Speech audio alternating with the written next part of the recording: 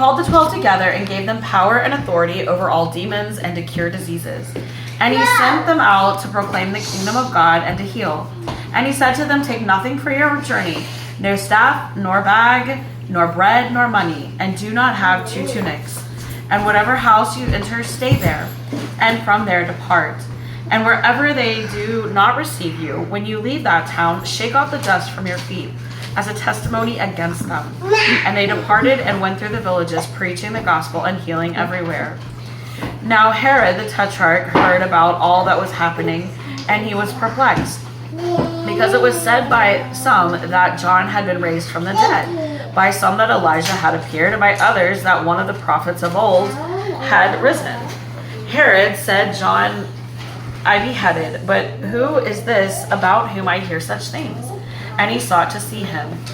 On their return, the apostles told him all what they had done. And he took them and withdrew apart to a town called Bethsaida. When the crowds learned it, they followed him, and he welcomed them and spoke to them of the kingdom of God, and cured those who had need of healing. Now the day began to wear away, and the 12 came and said to him, send the crowd away to go into the surrounding villages and countryside to find lodging and get provisions, for we are here in a desolate place. But he said to them, you give them something to eat. They said, we have no more than 5 loaves and 2 fish, unless we are to go and buy food for all these people, for there are about 5,000 men. And he said to his disciples, have them sit down in groups of about 50 each. And they did so, and had them all sit down. And taking the 5 loaves and the 2 fish, he looked up to heaven and said a blessing over them. Then he broke the loaves and gave them to the disciples to set before the crowd. And they all ate and were satisfied. And what was left over was picked up, 12 baskets of broken pieces. Now it happened that he was praying alone. The disciples were with him. And he asked them, who did the crowd say that I am? And they answered, John the Baptist. But others say Elijah, and others that one of the prophets of old has risen. Then he said to them, but who do you say that I am? And Peter answered, the Christ of God. And he strictly charged and commanded them to tell this to no one, saying, the Son of Man must suffer many things, and be rejected by the elders and chief priests and scribes, and be killed, and on the 3rd day be raised. And he said to all, if anyone would come after me, let him deny himself, take up his cross daily, and follow me. For whoever would save his life will lose it, but whoever loses his life for my sake will save it. For what does it profit a man if he gains the whole world and loses or forfeits himself? For whoever is ashamed of me and my words, of him will the Son of Man be ashamed, when he comes in his glory and the glory of the Father and the holy angels. But I tell you truly, there are some standing here who will not taste death until they see the kingdom of God. Now about 8 days after these things, he took with him Peter and John and James, and went up to the mountain to pray.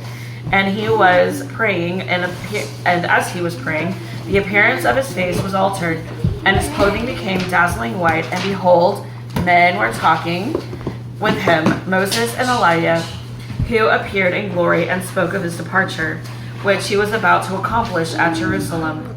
Now Peter and those who were with him were heavy with sleep. But when they became fully awake, they saw his glory, and the 2 men who stood with him. And as these men were parting from him, Peter said to Jesus, Master, it is good that we are here. Let us make 3 tents, one for you, and one for Moses, and one for Elijah. Not knowing what he had said.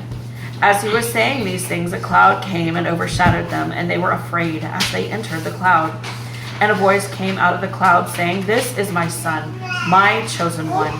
Listen to him. And when the voice had spoken, Jesus was found alone. And they kept silent and told no one in those days anything of what they had seen. On the next day, when they had come down from the mountain, a great crowd met him. And behold, a man from the crowd cried out, Teacher, I beg you to look at my son, for he is my only child. And behold, a spirit seizes him, and he suddenly cries out. It convulses him, and so he foams at the mouth and shatters him, and will hardly leave him. And I begged your disciples to cast it out, and they could not. Jesus answered, Oh, faithless and twisted generation, How long am I going to be with you and bear with you? Bring your son here." While he was coming, the demon threw him to the ground and convulsed him. But Jesus rebuked the unclean spirit and healed the boy and gave him back to his father. And all were astonished at the majesty of God. But while they were all marveling at everything that he was doing, Jesus said to his disciples, "Let these words sink into your ears. The Son of Man is about to be delivered into the hands of men." But they did not understand the saying, and it was concealed from them, so that they might not perceive it, and they were afraid to ask him about the same. An argument arose among them to which of them was the greatest. But Jesus, knowing the reasoning of their hearts, took a child and put him by his side, and said to them, "Whoever receives this child in my name receives me, and whoever receives me receives him who sent me.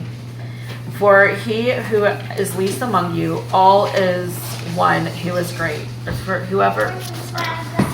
He who is least among you all is the one who is great." There we go. John answered, "Master, we saw someone casting out demons in your name, and we tried to stop him because he does not follow with us." But Jesus said to him, "Do not stop him, for the one who is not against you is for you." When the days drew near for him to be taken up, he set his face to go to Jerusalem, and he sent messengers ahead of him, who went and entered a village of the Samaritans to make preparations for him. But the people did not receive him because his face was set toward Jerusalem. And when his disciples James and John saw it, they said, "Lord, do you want us to tell fire to come down from heaven and consume them?" But he turned and rebuked them, and they went on to another village. As they were going along the road, someone said to him, "I will follow you wherever you go." And Jesus said to him, "Foxes have holes, and the birds of the air have nests, but the Son of Man has nowhere to lay his head." To another he said, "Follow me." But he said, "Lord, first let me go and bury my father." And Jesus said to him, "Leave the dead to bury their own dead. But as for you, go and proclaim the kingdom of God." Yet another said, "I will follow you, Lord, but first let me say farewell to those at my home." And Jesus said, "No one who puts his hand to the plow and looks back is fit for the kingdom of God." This is the word of Yahweh.